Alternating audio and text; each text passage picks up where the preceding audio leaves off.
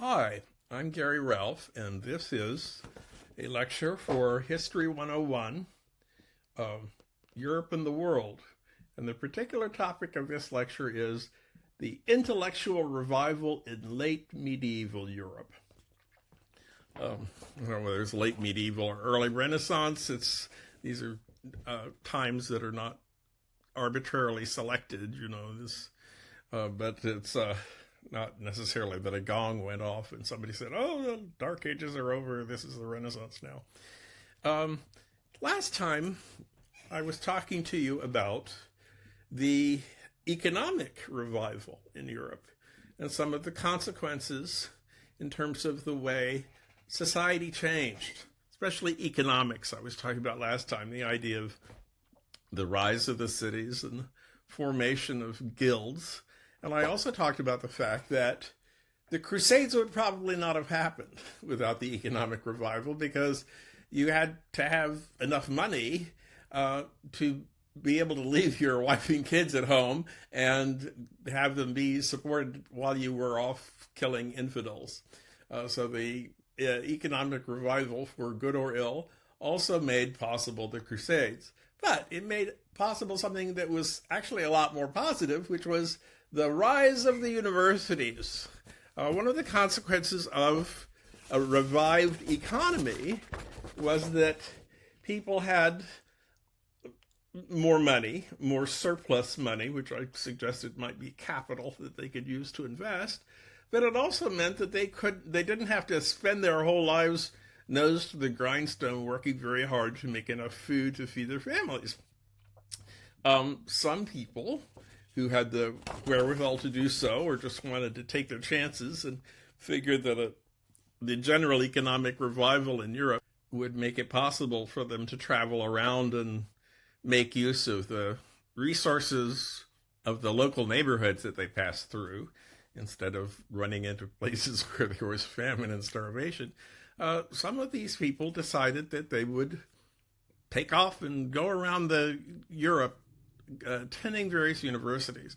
There were several universities at the beginning of this period, and they had been mostly set up for people to study to become priests. But there were some other universities that specialized in training you to other professions. Different universities had different specialities, you might say. And one of the common figures that you see in the medieval period is this wandering scholar. He travels from university to university, find out what each university has. It wasn't like one of these places where you have a world cat or all the books in all of the universities are listed for you to decide which university is best for your particular field. And these people were, as I say on this chart, they were attaining knowledge for its own sake. The universities up to this point had been focused on the idea of training you for a profession.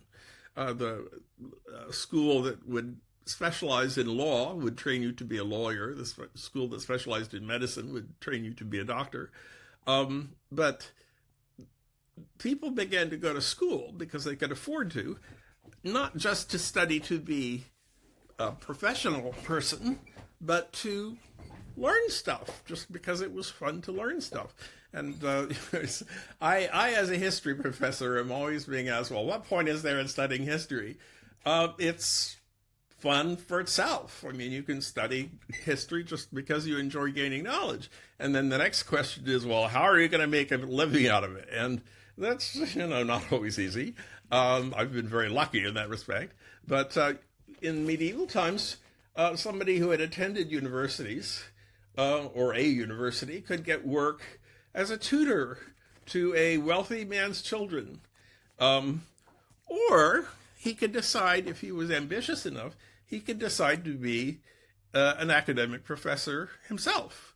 And the way to become a professor at a university, not surprisingly, was very similar to the way you got to be a member of a guild. There was a kind of apprenticeship system. To become a professor, you would first attend the lectures that doctors, people who were already had become professors, would be giving at the universities. There wasn't any attendance being taken. You could just attend as many lectures as you wanted to. But if you decided you wanted to be a professor in your own right, I say here take exams, but it wasn't really a matter of taking an exam. It was more a matter of what I describe here as defending a thesis. Now, a thesis is a subject for discussion, as I say here, a suggested topic for discussion. If you were going to defend a thesis, you went in front of all of the faculty members, all of the doctors who were already professors in your own field in the field that you wanted to be a specialist in, and a question would be proposed to you. For instance, if you were studying to be a master of theology and study religious questions, you might be proposed the idea that God is not all good. And then you were supposed to either contradict it, which presumably that you would, or you would argue in favor of it. And it didn't really matter which side you were arguing on. What they were looking for was a good, solid argument to support your decision. Probably if you decided against what the church taught, you would have been in trouble anyway. I'll get to that in a minute. But if you successfully defended the thesis that you were being proposed, then you would be accepted as a member of the faculty. You would be called a doctor. Now, we have some of these terms in use even today in academic circles. For instance, after you get your undergraduate degree, if you decide to go on to graduate school, you will get a master's degree. And sometimes for a master's degree, you have to write a master's thesis. And indeed, sometimes you have to defend that thesis in front of a group of professors in your field. It's not quite the same thing now as it was back then, because you're not being proposed a question to answer and then defend your answer. But there's still this idea that you have to prove yourself in front of a jury of your would-be peers, and then you become a doctor, like I am, Dr. Ralph. Get your PhD. And then you could go on and give lectures at the university where you had been accepted. And there might be a certain amount of research being done, but in the early part of the revival of the universities, it wasn't that people put a great deal of emphasis on doing new things or discovering new ideas. Basically, what was being taught at these universities was established church doctrine. People were not there to challenge church doctrine. As I said, if you were proposed a thesis saying, God does not exist, or God is both evil and good, you would be expected to argue against those theses because that was not anything that the church believed. However, this became a point of contention. There was a famous early member of this revival of intellectual life named Peter Abelard, who studied in Paris. He was kind of a rebel. One of the things that he is best known for is an extramarital affair that he had with this woman named Heloise. Heloise was the daughter of a guy who had hired Abelard to be a tutor to her. The way that I say, this is the way that some university people got their living, by tutoring the children of wealthy men. Heloise and Abelard fell in love. Abelard got Heloise pregnant. Heloise's father was furious. He hired a bunch of thugs to corner Abelard in an alley and castrate him. And then Abelard and Heloise Abelard went into a monastery and Heloise went into a convent, and they were writing letters to very romantic letters. The problem is that these letters may in fact be forgeries. They may not be, it's possible that Heloise and Abelard wrote letters to each other, but these may not be the letters.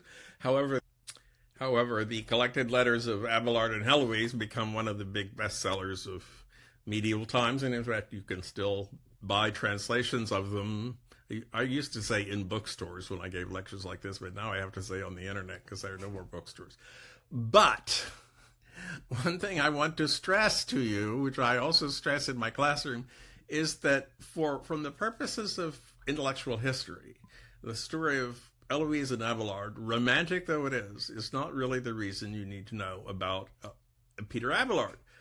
Peter Abelard was a very influential intellectual figure in his life, in his tragic life, and he is known, among other things, for writing this book called Sic et Non, which means yes and no. And I say here, less important is Abelard and Heloise is less important than Abelard having written Sic et Non. Now, if you go to the source book that I gave you, there's a couple of pages about Sic et Non, pages 14 and 15. So if you want to stop the tape right now and go get your source book and follow along, you can do that, although what I'm going to say is going to make perfect sense if you don't have it in front of you. Abelard, in the tradition that I've explained in connection with these examinations that you had to have in order to become a professor, he proposes some questions that are supposed to be debated or discussed.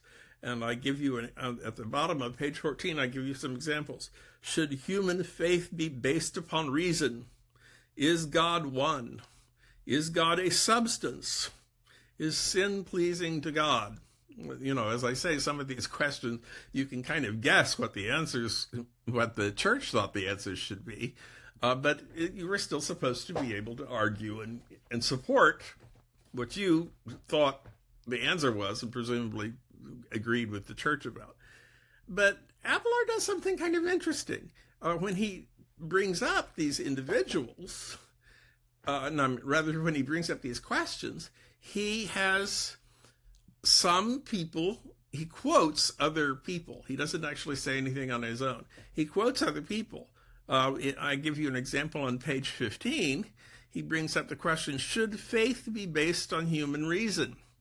And he gives a whole bunch of famous people's quotations from St. Augustine of Hippo, whom we discussed below, and whom I told you was one of the very important church intellectuals, and, popes and people like that.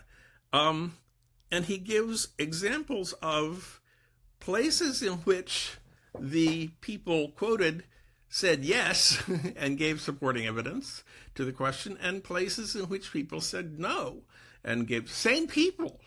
And this is why the book is called Sic et Non. Now, what is Abelard trying to do with this? He gives, again, at the top of page 14, I give an excerpt from his introduction to the book, and he's I think he's kind of yanking our chain a little bit, because he suggests that, quote, we must be careful not to be led astray by attributing views to the church fathers which they did not hold. This may happen if a wrong author's name is given to a book, or if a text is corrupt. Then later he says, we must be equally careful to make sure that an opinion quoted from a father was not withdrawn or corrected by him in the light of later and better knowledge. And he goes on like that. The point of the introduction seems to be saying the church fathers were never wrong. And the only reason I'm writing this book is in order to disabuse you of the idea that sometimes they were wrong. My whole point in making this book has been to show you that everything the church says is right. But in fact, what he's doing is he's raising questions. He's saying, we've got these important theses that everybody discusses, but very important people in the church not only disagree with each other about what the answers to the questions were, but often disagreed with themselves. And what he's trying to do, without really being brave enough, I guess, to say it out loud, is he's trying to get you to scratch your head and say, maybe I have to think these things out for myself. Maybe it's not just a matter of accepting what the church fathers say, yes, sir, you're absolutely right about everything. And maybe I should look at the questions and discuss them on my own for, on the basis of what I know and what I see is happening. This was very controversial. As I pointed out, the church did not want the universities to be teaching anything they didn't absolutely agree with. And in fact, at one point in Abelard's life, there was this big public meeting where they built a big bonfire, and he was made to throw all of his books into the fire because they were considered to be heretical. Very soon after his death, things had changed so much that Abelard began to be revered as one of the great philosophers of the church. But this was a period of great change and conflict. And in my next lecture, I'll tell you another of the things that happens, which also raises conflict between various Christians. See you there then.